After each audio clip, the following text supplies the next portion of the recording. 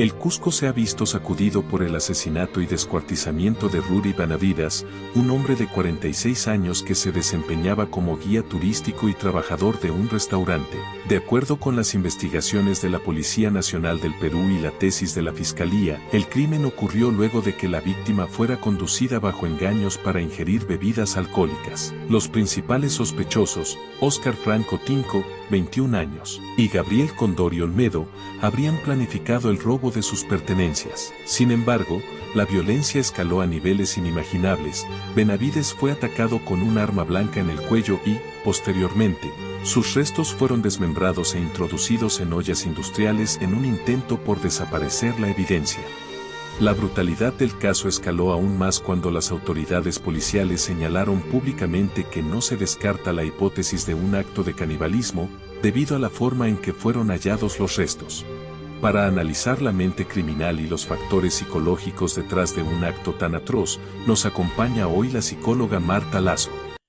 ¿Qué tal, doctora Lazo? Para poner en contexto a nuestra audiencia, desde la perspectiva de la psicología y de la salud mental, ¿cómo se procesa o se empieza a analizar un crimen con este nivel de ensañamiento y desmembramiento ocurrido en Cusco?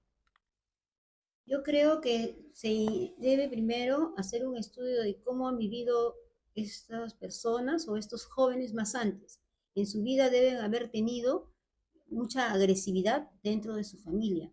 Si es que también de repente era un padre que pegaba a todos los hijos y a la esposa y ellos esa agresividad se la han ido como asimilando, ¿no? Entonces, para que ellos puedan haber hecho esto, se puede decir que su salud mental no es normal, ¿no? Y tienen un poco de ser un poco caníbales, ¿no? Para poder haber hecho esos actos que en realidad están fuera de...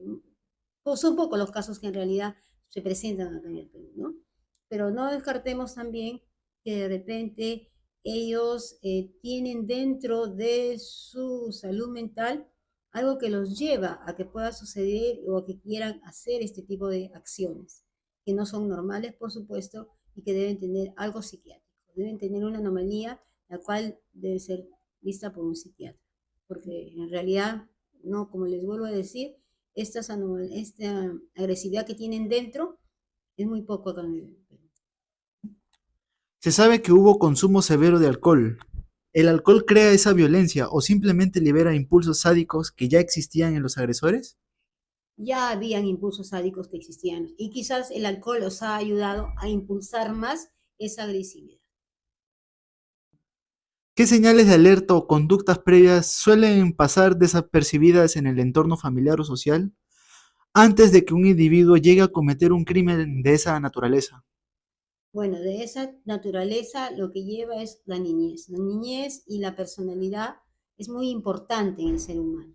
Entonces yo creo que cuando ya se ven esos signos desde niño, ¿no? El niño, por ejemplo, que le compran un juguete y lo destroza, eso no es normal. Eso ya trae algo anormal, ¿no? El niño que, por ejemplo, le pega sin sentido a su compañero, esa es agresividad, no es normal, ¿no? Todas esas cosas son ya vistas desde el hogar, desde la niñez. Entonces, a eso yo creo que uno tiene que estar alerta, ¿no? Y ver cuáles son los signos que su hijo o su hermano o el niño presenta para poder alertarlo desde pequeño. ¿Cuál es el impacto psicológico inmediato en una comunidad cuando se entera de que un vecino o un trabajador de 46 años, que es el caso de Rudy Benavides, fue asesinado de forma tan macabra o a pocas cuadras de su hogar? Bueno, yo creo que la comunidad debe estar asustada, ¿no? De que puedan haber otras personas más como estos jóvenes, ¿no? Que han hecho un acto, pero verdaderamente terrible. En África hay un sitio donde sí verdaderamente se descuartiza y se come a los seres humanos. Son ya ellos, podría decirse que es un hábito ya, no es como nosotros que nos comemos comidas normales, ¿no? Pero ellos sí, ya eso existe en África, pero que haya existido o que haya una comunidad o un grupo de personas que están dedicándose acá en el Perú, no, yo al menos no tenía conocimiento. La cobertura de estos casos a veces satura las redes, detalles explícitos. ¿Cómo afecta la exposición a este tipo de violencia gráfica a la salud mental de los ciudadanos? ¿Nos estamos volviendo insensibles o más paranoicos? Creo que un poco más de insensibilidad. Pero también vamos a la noticia cuando es sensacionalista, ¿no? Yo creo que eso alerta ya a muchas personas y que, ¿cómo se llama? Ya viven como en una crisis, ¿no? De estar viendo de que con quién estoy hablando o qué será bueno. Son ya cuestionamientos que se te vienen a la cabeza cuando algunas personas de repente les da un temor, ¿no? De vivir así, pero en realidad es bastante insensible. Ese tipo de noticias deberían saber que deben comunicar, pero no tan así, llamar la atención o poner en pánico, como se dice a las personas, ¿no? Debería ser un poco más explicativa. Y para cerrar, doctora Lazo, si tuviéramos que sacar una conclusión o una lección urgente de esta tragedia en términos de salud mental pública, ¿qué es lo primero que el sistema de salud y las familias peruanas deberíamos cambiar para evitar que jóvenes terminen convertidos en los protagonistas de un crimen de tal magnitud? Ya, como he dicho, siempre la niñez, la juventud, la adolescencia. Hay que saber orientar y siempre estar en constante comunicación. Aunque ahora nuestras redes sociales ha bajado bastante la comunicación, ahora se dedican más a ver sus teléfonos, cosa de que creo que estamos ya poco comunicativos.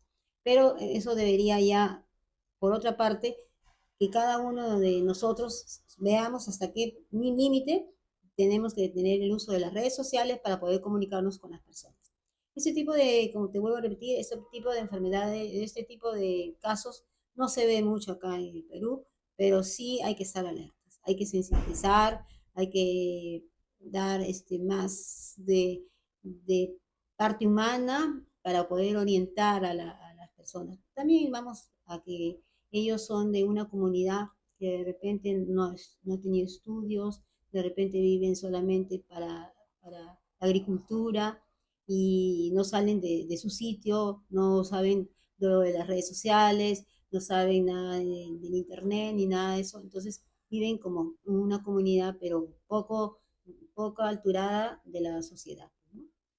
¿Y cómo el Estado podría ayudar a los jóvenes para que ya dejen de tener esos pensamientos extraños en un joven?